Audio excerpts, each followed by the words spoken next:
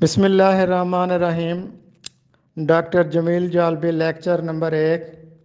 اردو زبان کا تعلق جدید ہند آریائی خاندان سے ہے۔ جیسا کہ آپ سب کے علم میں ہے کہ دنیا کی تمام زبانوں کو 8 خاندانوں میں تقسیم کیا گیا ہے، جن میں سب سے بڑا خاندان ہند یورپی ہے، اور ہند یورپی کی ایک شاخ ہے ہند آریائی، جس میں تقریباً 209 زبانیں ہیں۔ تو اردو کا تعلق بھی ہند آریائی زبان سے ہے۔ بر صغیر کی ساری جدید زبانیں اپ بھرنش کے بچے ہیں، یہ کہنا ہے گریرسن کا۔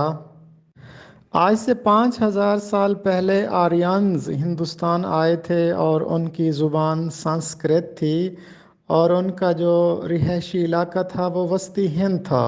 وسطی ہند میں یہ دوآبا، گنگا اور جمنا کا علاقہ آتا ہے۔ کالیداس 5ویں صدی عیسوی کا شاعر گزرا ہے۔ مشہور ہندی صنف دوہا اپ بھرنش کی صنف سخن ہے۔ برج بھاشا اودھی، پنجابی، ہندی، شورسینی اپ بھرنش کی شاخیں ہیں۔ ہندی ادب کی تاریخ کے مصنف ہیں محمد حسن۔ تمدن ہند پر اسلامی اثرات کے مصنف ہیں ڈاکٹر تارا چند۔